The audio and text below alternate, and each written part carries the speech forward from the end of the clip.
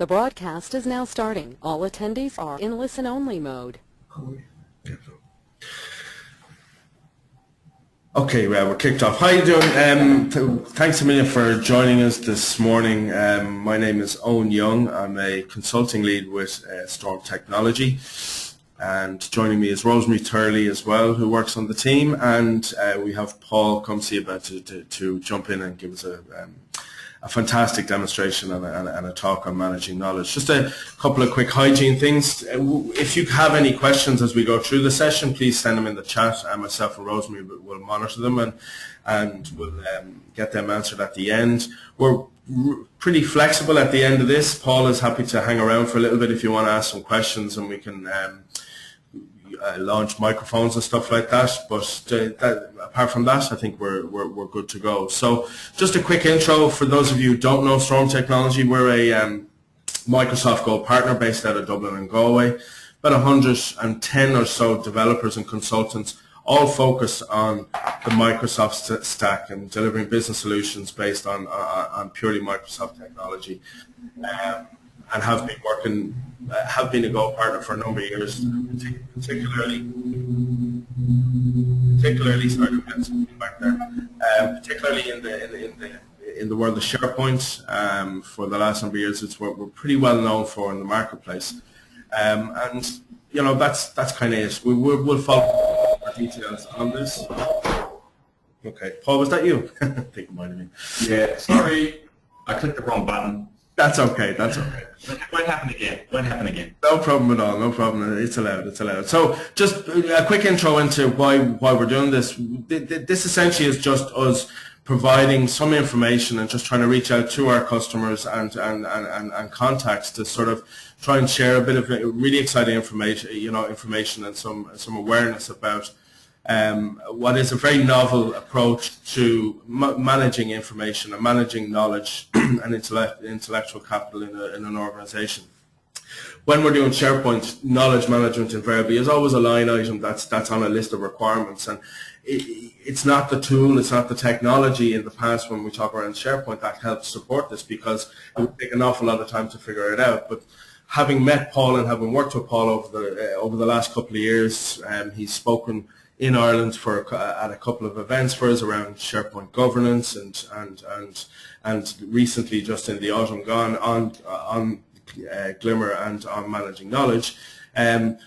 We did some training with him around some sense making about a year ago, and have since then found that to be of tremendous benefit within the organization as a service organization, trying to understand and establish and gain shared consensus and understanding when we're delivering large solutions for customers. And we find it to be tremendously beneficial, and anyone who we've shared the information with have taken it upon themselves. So we were absolutely super excited when Paul turned around and he said, well, do you know what, I've taken this stuff around sense making, which he'll describe in his webinar, and you know, I've built a solution on it. So and taken all the good parts of both SharePoint as a platform to support this type of endeavor, with the discipline of sense making and dialogue mapping, and created what I think is a really exciting product that's going to be launched February next year.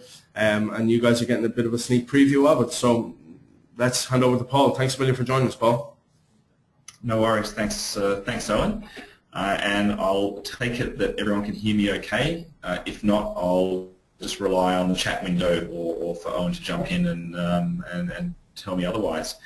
So this talk is called Rewriting the Rulebook on Managing Knowledge. I think Owen pretty much summed it up better than I could in terms of the direction we've come from and what we've done. But in a nutshell, we've created a new tool that integrates with SharePoint that's designed purely to capture the sort of knowledge that doesn't traditionally get well captured in knowledge management efforts. So I'll elaborate that as I move through the discussion. Please, if you have any questions through the session, put them in the chat window, and Owen will probably keep an eye on that. And when we get to the end, we can go through. And as he said, there's no real time limit on this from my perspective. In other words, I can just keep on talking forever. So let's now click forward. Here is my quick bio, if you don't know me.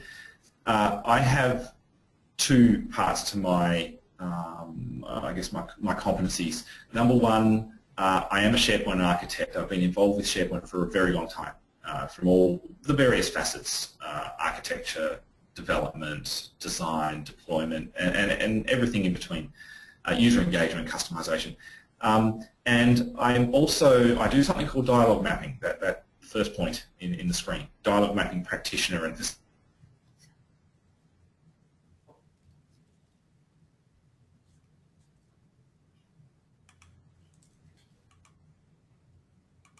lost Paul.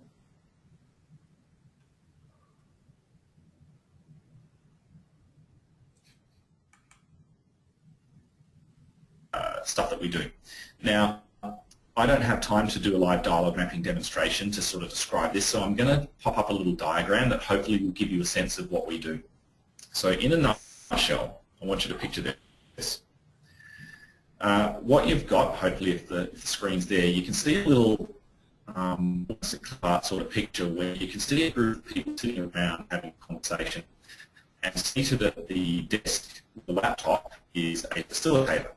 And behind the facilitator, you can see like a projector display, and you can see some notes, and it might look to you like a mind map, and it is quite similar conceptually to a mind map. So in a nutshell, for about the last 7 years, I get paid to do this. I go into different scenarios, and I help groups work through complex problems, and the way I do this is I listen to what's being spoken, and I facilitate the conversation, and I capture everyone's contributions into what's called a dialogue map, which is the representation on the wall. So if you find mind mapping of interest, or you just find that drawing concepts out on a whiteboard is helpful for you structured thinking or your head around a complex problem, this is basically doing it in a group scenario.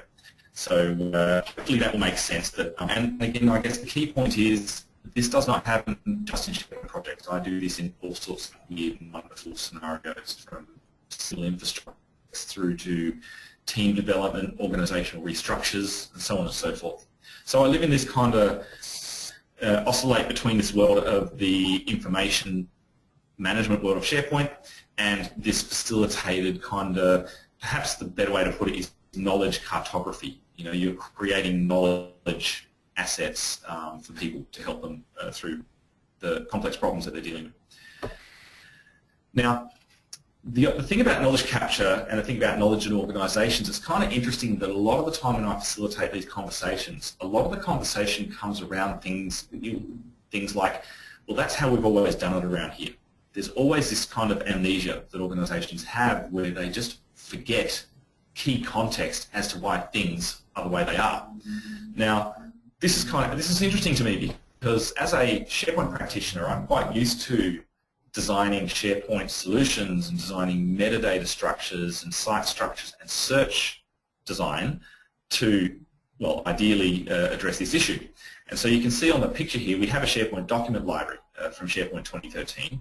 And you probably can't see it, but it's one of those Microsoft standard ones where we have a guy named Garth. And this is Garth's document library with some folders, and there's probably some metadata and various other things, and you can search it. So I always found it fascinating that organizations are incredibly good at producing copious amounts of documentation. And if I was standing in front of you all right now in a seminar or a conference, I'd ask you to put your hand up and say, hands up who has written a report that they know that no one's going to read. And when I do that, almost everyone in the room tends to put their hand up. So that's kind of interesting. We spend lots and lots of time producing documents such as those in that document library, yet then in the very next breath, then you hear this kind of refrain a lot, which is, oh man, if Garth ever leaves, we are in so much trouble, which is almost an acknowledgement that there's a whole bunch of knowledge that is not being captured in the libraries, or if it is, people don't know that it's there and can't find it. And so then you get this issue of when someone leaves, you have to fill the void of all of that knowledge that they've earned. And by earned, I mean all those mistakes you make and the lessons you learn. And I think every really good SharePoint expert did something really, really dumb early in their career. You know, I think the bigger the expert, the bigger the mistake they made to set them on the right course. And so there's a little quote under here, which is really important to what we're all about. We know more than we can say, and we say more than we can write. So in other words, actually articulating your expert knowledge is actually, in writing, is actually really quite difficult in a lot of circumstances, because you're asking people to write gut feel and instinct, and that kind of I talk about it in terms of spider senses. You get this, someone with a lot of experience can look at a situation and their spider senses start to tingle, and they just have this sixth sense on where to look, or before others do, and that can prevent a lot of costly and expensive issues. So the libraries capture some knowledge, but they don't capture all of it. Now, what's interesting about this is this is causing a bit of a problem for organisations, because we are in the knowledge economy now. Most organisations actually, the degree to which they can compete with each other or beat the competition is the degree to which they harness and cultivate their knowledge assets. And by knowledge assets, I'm pretty much meaning your people, your staff, because that's where your expertise lies. So in the world of finance, they call this intellectual capital as opposed to sort of knowledge as an asset. And intellectual capital is essentially the sum total of the skills, knowledge, and experience of your staff. In finance land, they're kind of fascinated and slightly repulsed by this at the same time, and there's a very good reason for it, because when you actually look at the value of an organization, like you look at the share price and you calculate, Apple's worth X, Microsoft's worth Y, the big problem they've had over the years now is most of the value is no longer attributable to physical assets, tables, chairs, computers, equipment. And this trend's been happening for a while. So this little screen here, this screenshot you can see here, you're looking at, it's from a book called Balanced Scorecard, and it shows that in 1982, about, in that blue column, 68% of the market value of an organization could be attributed on the books to actual physical assets that they can depreciate and quantify and derive, make estimates from. 32% came under this wonderful thing in balance sheets called intangibles. Now by 92, the situation had virtually reversed. And so now you find that actually the tangible stuff on the balance sheet is no longer the dominant indicator of value for an organization. You go to 2003 and it's now gone to 21%. And this book was written about that time. And so then I read the other day that when Facebook bought Instagram, they paid $1.2 billion, and Instagram have 23 employees. So I can tell you for sure that if you plotted the intangible versus the intangible, you'd probably find that it wasn't the tables, chairs, and equipment that gave Instagram the market, such market valuation. So the problem you've got here for accountants and CFOs, and this is a problem that they're looking at very hard, is in the quote below from the book. It says, another way to put it is that 75% of the sources of value inside corporations are not being measured or reported on their books. So that's a major strategic challenge.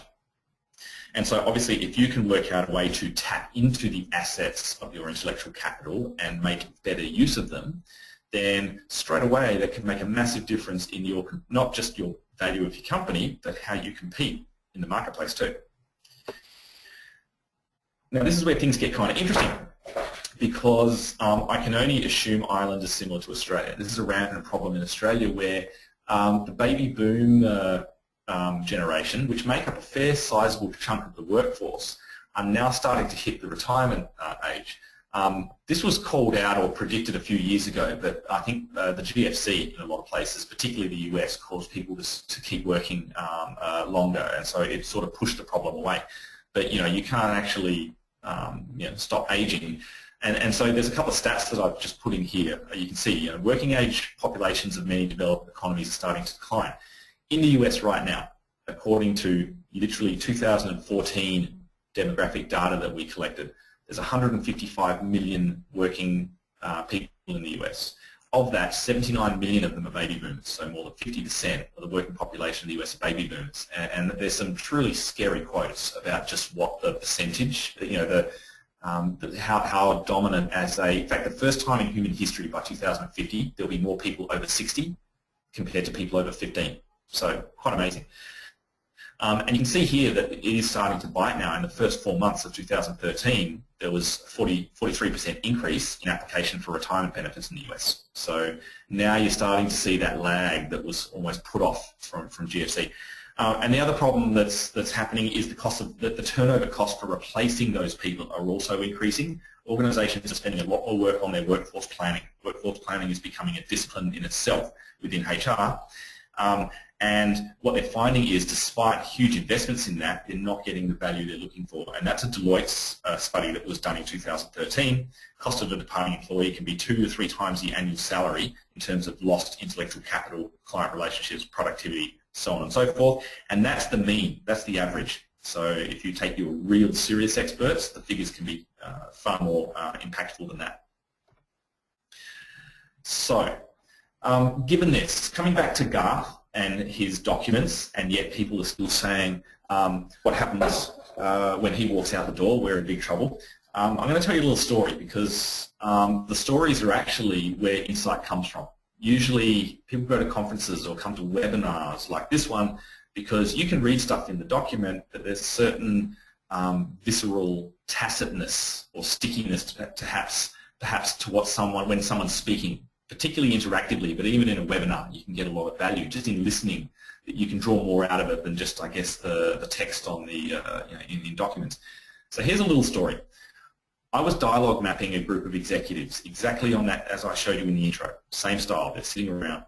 And they were doing some team building, lessons learned type stuff. And one guy in the room, there was a problem with a project, and there was a process that caused a lot of issue. Now, everyone had forgotten how this process came to be. The context was lost, but like all things, processes always live on. The context is always lost, which is kind of crazy, because then no one knows why it was there, and pretty soon people are just doing it with no idea why they're doing it, hence the, oh, well, that's how we've always done it around here. Now, in this particular example, the oldest guy in the room, who I knew was about to retire, who was writing various manuals, he suddenly pops up and says, ah, yes, that process came around, and he basically explains a project from 30 years ago in the past, which was where this process had originated from. So a 30-year-old project, and he was the only guy that was in the room that was there at that time, knew the context. Now, they were originally just going to dump this process, but when they listened to the context in which he explained it, they realized dumping it was probably just as bad, and they just needed to adjust it in certain ways. So when they understood the original intent of this process, suddenly it all made sense, and they chose a much more meaningful course of action rather than just basically get rid of it and then not solve the underlying issue. So why is that important? I was dialogue mapping this at the time, so I'm sitting there capturing his ideas and I'm putting them on the map, and I remember sitting there and I thought, there is no way he wrote any of this down. He had to be in the room, he had to be in the conversation to even, for this conversation to push his buttons and jog his memory, number one. Then number two, I thought, if I sat there with this guy and we just interviewed him, gave him a coffee, gave him a beer, whatever it is, and started asking him reflective questions on some of these old projects, what advice would he pass on to people, what's he learned over time? Well, why don't we capture that on video, and I use the dialogue mapping notation and that dialogue mapping idea with video. So rather than map live, interview him, then later create knowledge maps of what he said.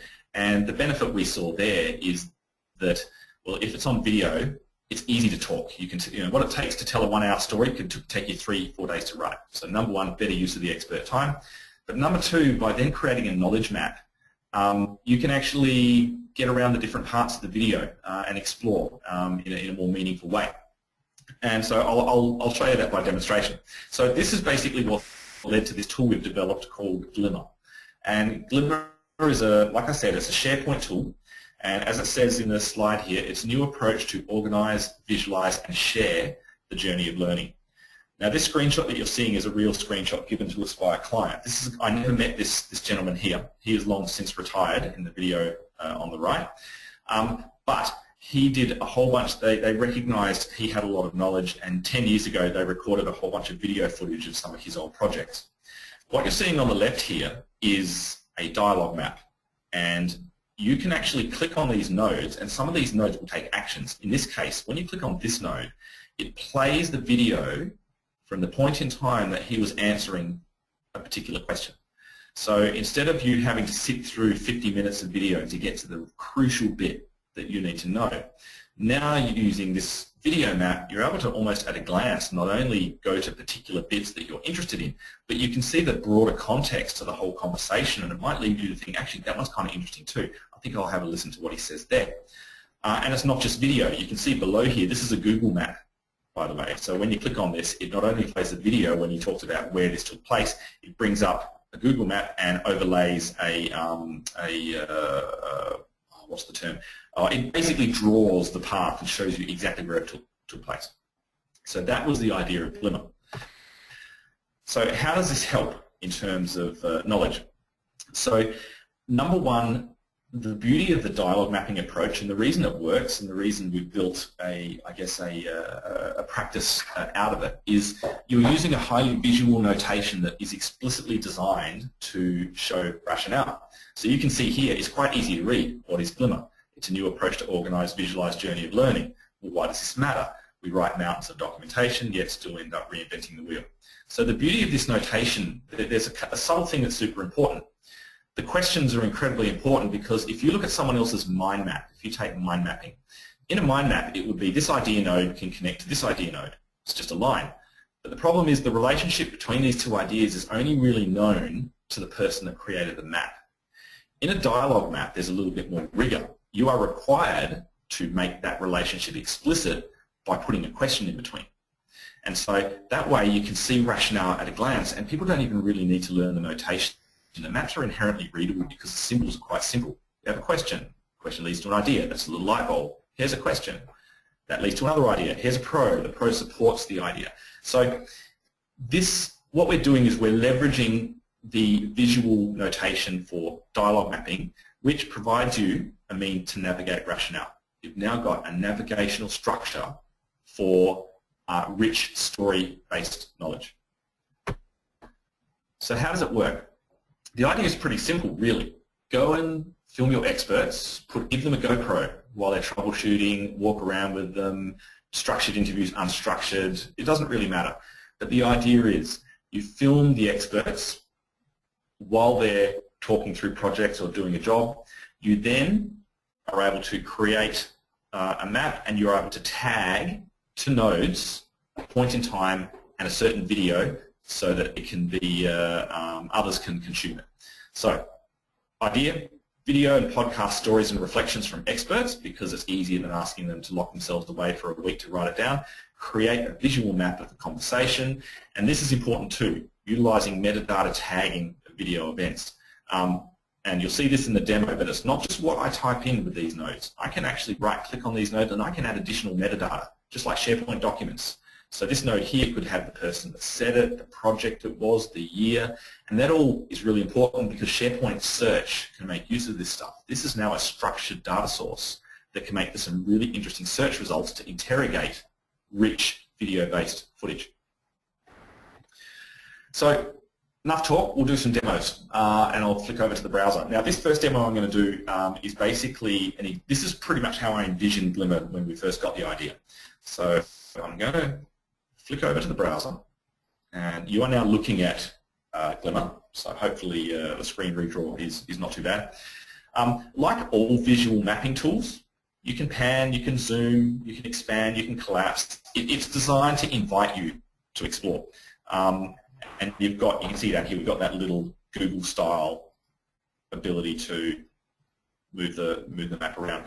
If you notice, if you look closely, you can see some of the nodes have got play icons or other icons that invite you to take an action. Now, I'll tell you right now that you're not going to hear anything because this is done remotely, and if I was to play this with volume, I would hear them in my headset, and it's very hard to do a talk while I'm hearing that sort of stuff. But you are going to see the video. So here's the basic idea.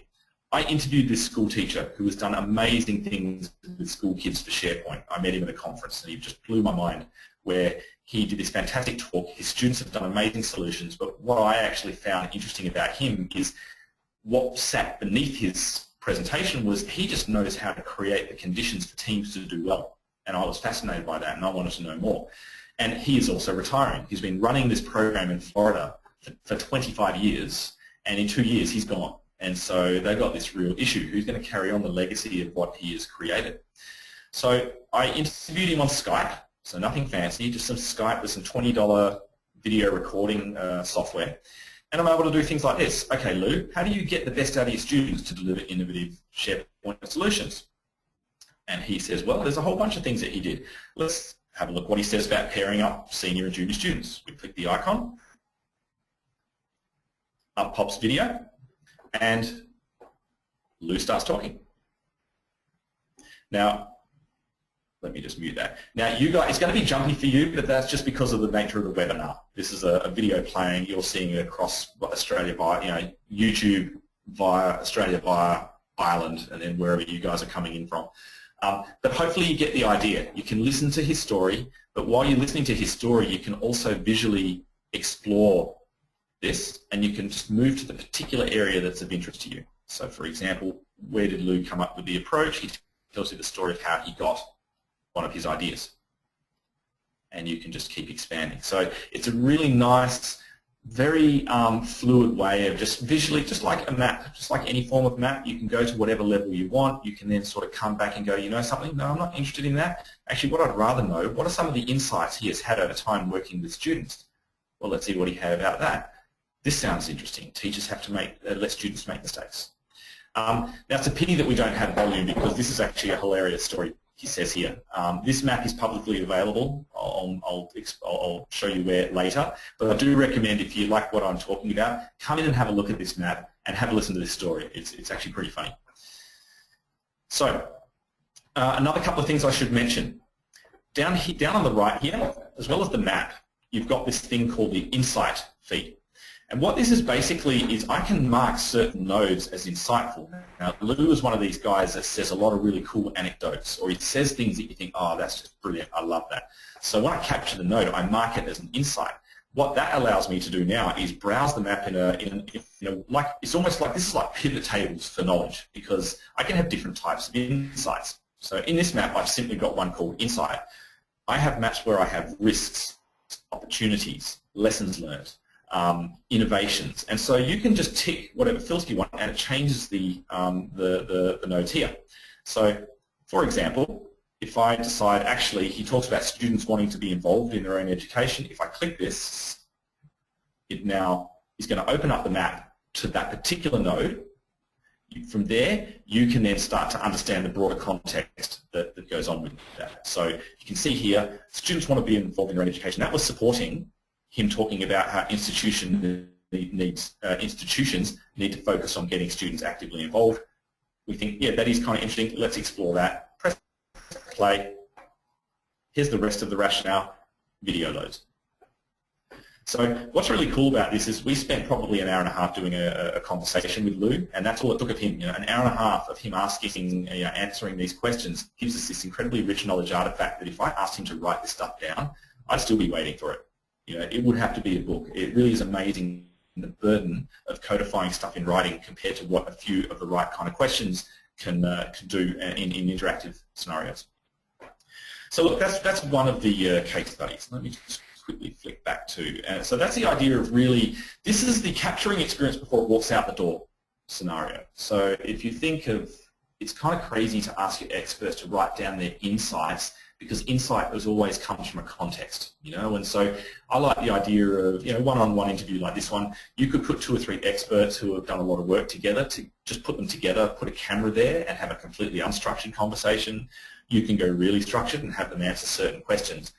Either way, through our dialogue mapping work, we have already kind of proven that this notation is flexible enough to handle most video type conversational videos, and we can make really nice meaning out of this. And as I said, don't forget that all of this stuff is searchable and refinable and findable and filterable. Okay, this one I really like too. So this was a use case that came to us. Now I've redacted everything in this. This is based on a real use case, but names have been changed, topics have been changed, everything's been changed. The basic idea of this one is, this is what happens when you actually get 20 people and you ask them for their collective insights. And so in this scenario, we were tasked with an organisation were doing a corporate retreat. So they were going to come to Perth, where I live, and this was an organisation, 50 people from all around Australia and New Zealand basically came to Perth. And it was a 2-day off-site kind of strategic planning session. Now, the issue they had was 20 of these guys, they run contracts they run mines, basically, oil and gas, underground mining, liquefied natural gas. All of these guys are mine superintendents, and most of them, they do the same job, but they've never met, and they work for different clients. So they got them together, and this is the first opportunity ever to really exchange ideas and lessons learned and things like that. The problem was, if 20 people have to do a presentation, imagine doing the PowerPoint. So each person spends a day putting their PowerPoint deck together. Then they fly all the way to Perth. Then they spend 20 minutes presenting their PowerPoint presentation. And if you imagine 20 people presenting for, say, 20 minutes each, by about the third one, you kind of know that the audience, the 50 people, have kind of switched off because it's one giant monologue, and that would take all day. And so the only opportunity that they would actually get the dialogue, which is kind of ironic, is during the coffee breaks and during the lunch break. And when they have beers, at the end. So the challenge we were given was, well, we don't want to waste people's time. We need to have it's going to take 20 man days just in them putting their presentations together before they come to the retreat, and then we're going to waste a day of this giant monologue. So here's what we did. Flip to the other one. So the basic gist was we interviewed every single attendee to this. Now I'm going to come back to this map. You're looking at the top level map. I'm going to quickly explain it. So I'm going to open this one. So basically, we spent the week doing 15 to 20 minute interviews with every single contract manager who was going to come to this this corporate retreat. And so this map here, it's a big map, and that's fine because this is kind of showing the plumbing, if you like. And as I said, names have been protected to change the innocent. But every single person, we ask them a structured set of questions. And you will see now what it looks like. Hi Craig, what's your role? What's the contract you manage? What's the scope of it? And really the questions we were interested in were these ones. Craig, so what's been going well? And he gave a whole bunch of answers. And you can see I could click play right now and you would listen to Craig answer those questions. So again, this was done on Skype exactly the same way as what was done with the school teacher. But we did one thing different. So that's been going well. What have been the challenges? And what are some of the best practices that you think the rest of the organisation could do? The one thing we did with this was we took all of these notes, the answers to these key questions, right? What's been going well, the reflective questions. We copied these nodes out into the parent map. So I'm going to bring you back to all of the interviews. Okay. So now you have a look. And what I've done is, if you have a look at the person we were looking at, which was this guy Craig, I say, what are the emergent themes from his detailed map? Well, the emergent themes were all these things. So that's all of those same nodes. This is almost like the executive summary. What are the key themes from everything we got out of his interview? What are the things that matter? And so it's the same node, by the way, as inside. In fact, if I click on a node, because it's the same node, it brings up a little related maps context thing that allows you to then go to whichever map this node happens to live in. So that's actually a really important point, and that'll become clear in a moment. So if I zoom out slightly, you can imagine that every single person has this same idea. So let's look at this guy. What are the themes for him? He had some. So all that really gives us is we get a sense of the themes from every person, but imagine what if you then took all of these themes, copy them to the very top map, and then basically just, now we don't even know who said it. Now we're just looking at a whole bunch of themes, a whole bunch of nodes, and we start grouping them. Well, this one seems like teamwork, really. This one seems like kind of innovation. And it's like a card sort, if you've ever done a card sort in SharePoint land. So this is what we end up with. We end up with a map that says what key themes emerged from the interviews. Here's one, teamwork, team quality, reputation. And if I say, well, what are the related interview insights? What are the insights that led to this being identified as a theme? And now you're looking at the collective wisdom. If I click one of these, it's different people each time. So if I click this one, we hear Bob talking about the key to successful contract is having the right team, and I could click the node and I could then navigate straight to his interview to get specific details. So this is almost like the total executive summary. If I now click on this one, totally different person, totally different role, yet when asked the same question has incredibly consistent insights, but within their own story. So now we have a different person there. So how well did this work? Well, it worked really well, because what happened was, on the day of this corporate retreat, I came in and I basically presented what I just told you guys. I said, look, we interviewed everyone, we synthesized it, and even though we're not contract managers, the conversations told us these were the 5 key areas that you guys need to work on. And I didn't even go through too many of these themes. I probably, for each one, I went through 1 or 2 videos. So I just say, look, played a video, and just let them sort of get a sense of the sentiment that was collected. The facilitator of this whole event then said to this group, okay, are these the big strategic pillars or the strategic issues we need to be talking about during this 2 days? And the answer was universally yes. They were absolutely it. So the group actually spent the next 2 days using these as the basis for their strategic planning. So they sat around collaborating around tables, using Post-its and whatever other techniques, coming up with strategies to address the issues and the risks in each of these areas, but plus realise some of the opportunities that they've developed. Net result, now, instead of spending a day putting a PowerPoint presentation together, 20 people doing that, and then boring each other as they do the monologue, instead we took 15 to 25 minutes of their time individually, so short videos. We were able to still create an incredibly powerful knowledge artifact that highlights the combined wisdom via the idea of emergent themes. And they now have this incredibly rich knowledge artifact, because the other thing PowerPoint does is, 3 bullet points on a PowerPoint slide isn't going to give you anywhere the tacit punch that you get out of listening to what this person has to say. So that's a good idea. I guess what's the so what or the takeaway here? This is how you harness collective wisdom in a way that puts very little burden on the possessor of the knowledge. And that was what was great about this particular one. When the facilitator asked everyone, like, how did you find it? Originally when we did this, they were concerned people might hold back when filmed. But actually what they said was, oh, it was fantastic. I didn't have to do a PowerPoint deck. I did my interview, I gave my answers. It was done. So half an hour of their time versus a day of their time. So the return on investment starts to become pretty obvious already. And then, of course, we now have this incredibly rich, searchable artifact, and we can add to it over time. As more people come into the role, we can ask them the same questions. And over time, you would expect these themes to evolve. And so you would be able to see almost the evolution in learning in the organisation. So hopefully that makes sense. That's basically kind of that's the multi-user, tapping into collective lessons and insights, doing it in such a way that they don't have to write epic war and peace manuals that likely people aren't going to read. One other little demo, slight switch of tack. It's not all about videos. So although those of you listening who might be sensitive to the ageing workforce issue and the intellectual capital issue, some of you have probably also lived the scenario where you lived within certain legislative or compliance regimes. It could be a records management policy. It could be occupational health and safety, whatever. There is usually a whole lot of different documents and policies that all interrelate to each other. Most organisations have an IT acceptable use policy, which probably relates to the social media policy, which probably also relates to some governance accountability policy.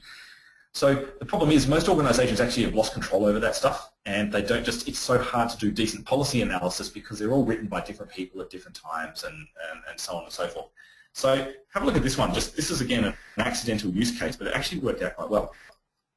What we're looking at here, I'm not going to stay too much on this because unless you're interested in West Australian records management, the subject matter is not going to be of interest. So it's more about the outcome. But this is an example where we've used maps to map complex policy document regimes. So for example, this is the West Australian Records Act, which believe me is not an exciting read. If I click on this node, in accordance with Section 61 of the Records Act, if I click this little attach icon, here is Section 61 of the Records Act. So you can open up documents to exact pages, which is really, really interesting. Now, of course, actually, as it happens, the Records Act itself is really just a few paragraphs in this document. What really matters are the actual standards, state record standards, that make this happen. Now, the thing about standards there are always lots of them. And so in terms of records, there are actually 5 different documents that you have to read to fully understand the standards. And like the Records Act, now I can start to bring them up. I've mapped certain parts of it. That's a sub-map. I can double-click in there and you could go in, but you can see here is the standard itself. And what I've actually done is I've just pulled out the key bits inside that map. If I was to go in, I've captured some of the rationale. I haven't captured too much, but the sort of stuff I focused on were things like this. You can see here, let me just zoom in. You know, what are the minimum compliance requirements, right, for Standard 3? Why is this interesting? Well, where it gets interesting is now, if you recall, I said nodes can exist in multiple maps, right? There was an example of it earlier with those emergent themes and how we brought it out. But this is kind of cool. All of the inside here, as I said, I've got nodes that relate to minimum compliance requirements. So what that allowed me to do was create almost a mega map, which now allows you to browse all of these documents, but have a single integrated map that allows you to understand it. So this is what I mean. If I open up this map,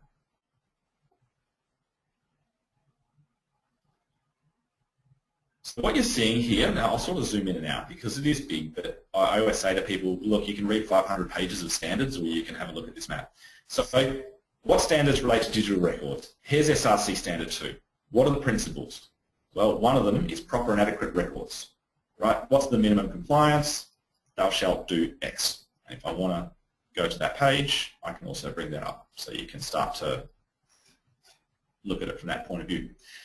So what's kind of cool, in my mind anyway, I'm going to zoom this one out just to show you, because it's kind of a crazy map in some ways, but it's very powerful because you can truly now understand what the intention of this particular legislative requirement, because now you can look at all of these key compliance requirements in a broader context without having to play recursive follow your nose through documents that, you know, say as per standard X section 4 you will do X, and then you go, oh, sorry, what's standard X section 4? Then you go read that one and it says as per standard 4 section 3 you must do X.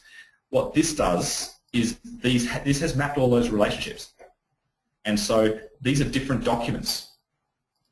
The same map, there's principle 1 for, let's have a look, standard 3, standard 3, principle 1. But I can then come down to standard 5, principle 1, I'll load the thing here, and start to then understand these relationships as well.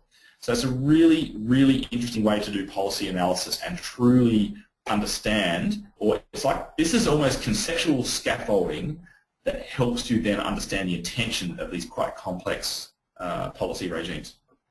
So hopefully that makes sense. I won't belabor the point there, but happy to talk to that one separately. Okay, the other key thing to this whole solution we're talking about, maps are searchable, refinable, and navigable. So we've written a SharePoint search connector into the Glimmer database that holds all of this stuff. So you can see here, this is a public map actually. I've mapped everything I know about hybrid SharePoint 2013 deployment. So if Microsoft is saying to you, hey, go cloud, I've got the map for you with all the pros and cons of that. And so what I've done here actually, I've typed in hybrid characteristics into a search, and you can see that I'm bringing back Glimmer results, but it's the true SharePoint search. And in fact, we've used the whole refiner panel as well. You can say, actually, just show me the cons of going hybrid, or show me whatever, and then you can refine by map. And you see here what I've done. I've typed in hybrid characteristics. I've come up with a question. I've hovered over it, and now it shows me the context of what it is. What it's saying is, what are the characteristics? Hybrid lets you do this. Hybrid lets you do this. Hybrid lets you do this. You then at that point think, that's kind of interesting. I'll click this, and now you're into Glimmer. And it could be linked to a video. It could be a link to documents. It could be a link to anything. So that's the idea of, that's the search story. We spent a lot of time thinking about, really we were inspired by Amazon. Amazon has this incredible ability to get you to buy books that you didn't intend to. Just because Amazon does the whole, well, other cool kids who bought this book like you also bought this one. And you go, oh, that looks interesting, I think I'll buy that. We believe that SharePoint can be used in this way. So we see that stuff in Glimmer can be fed back to SharePoint via almost an insight feed, or other project managers in this area found these insightful, and it just almost like, yeah, like feeds or like content rollups. Right, almost done. Open to questions then. Business benefits, just to sum up. Look, one of the things we see, this actually provides you a means to quantify intellectual capital, right? You actually start to capture some of the rich insights. you can actually start to then, people can mark nodes as insightful. It actually records analytics on what nodes people found useful. You can even feed this stuff into Delve and tools like what Microsoft have now in terms of their machine learning type things. So now you can actually start to see what knowledge makes sense. The other one is you're not asking your experts to be locked away to write War and Peace manuals, of which will never have the fidelity of the rich stories. You're capturing knowledge that previously isn't captured, probably primarily for the aforementioned reason that as soon as you codify a lot of expert stories into writing, you're never going to get the richness that you did before. But this is important. You're reducing the burden on those consuming the content. You as the consumer don't have to read a 50-page manual now. It's still there. But the map allows you to actually find the bits that might be insightful to you and give you a stronger, I guess, invitation to look at content that might make sense, so you're not having to trawl through a big, long document. And the other big one is us being SharePoint people, as well as sense makers. We wanted to not create another information silo, which is why we chose the SharePoint platform to plug this into. SharePoint does a lot of other things well. It doesn't really have a feature that natively captures knowledge like this. It just made logical sense to integrate it into SharePoint and therefore get the advantage of SharePoint search, contextual navigation, things like that. So some of the use cases we see, the first one hopefully is fairly obvious. A lot of organisations do have mentoring programs, so knowledge transfer from seniors to juniors. They're useful in project management for lessons learned, pre-mortems, post-mortems. If you do lessons learned in your organisation now, there are stats on this. Most organisations capture lessons, but they never actually learn them because they end up in an Excel sheet or in a SharePoint list devoid of the story behind it. There'll just be some context reduced, oh, we should do this. And so it doesn't, and there's no incentive for people to really get insight from that lesson. We have use cases around strat planning and corporate governance. I didn't really speak to those too much. Same with asset management. And mapping is just a general purpose. It's an excellent business analysis tool. So be able to collaboratively build requirements and visually see those requirements and call out risks and opportunities, really powerful stuff. Right, slightly running over time, so I'll finish as soon as I can. In terms of next steps, you can go to the glimmer.co website. Glimmer will be launched in February 2015. It's actually perfectly on-premises. You could run it now. It runs in the cloud. It runs on-premises. The only thing left for us to do is some Office 365 integration work. But if you were an on-premises kind of organisation, you could have it tomorrow. We're always interested in currently inspiring use cases, so use cases that we haven't thought of, and via Storm. If you wish to trial Glimmer in your organisation or learn more about it, please reach out and have a chat to us. You can go to the Glimmer website, register into that way, or basically ping Owen in particular. I've taught the dialogue mapping techniques that underpin Glimmer to Storm. They're the only SharePoint consultancy in Ireland that have these particular competencies. So you can see the site down there. It's www.glimmer.co. It's not com, it's .co. So with that, I will stop. Thank you very much, and we will open it to questions. Paul, thanks a million for that. That was fantastic as always. It's great to see the new developments you've done in the last couple of months since we last spoke. I'm looking at the chat at the moment.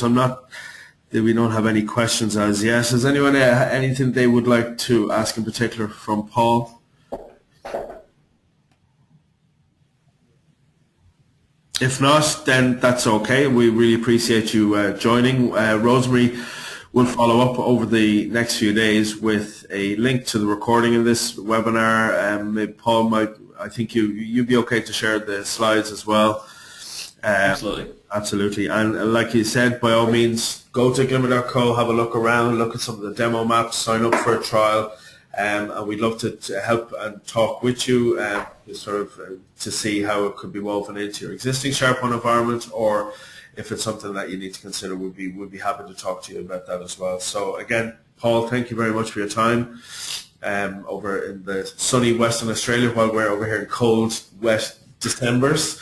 But I appreciate it, and we'll be talking soon. And thanks a million, guys, for joining. Appreciate it. Thank you very much for everyone's time. I appreciate it too. Great stuff.